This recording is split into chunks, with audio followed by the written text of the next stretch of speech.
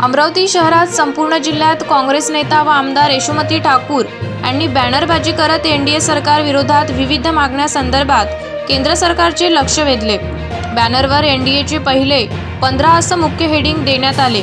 यासह नीट परीक्षा रद्द झालीच पाहिजे असं, यासह भीषण ट्रेन दुर्घटना, जलसंकट, काश्मीरमध्ये आतंकवादी हल्ले, नीट घोटाळा इतर मागण्या यात लिहिण्यात आल्या। सध्या यशोमती ठाकूर यांच्या बॅनरचे सर्वांचे लक्ष वेधले असून याची चर्चा अमरावतीमध्ये सुरू आहे।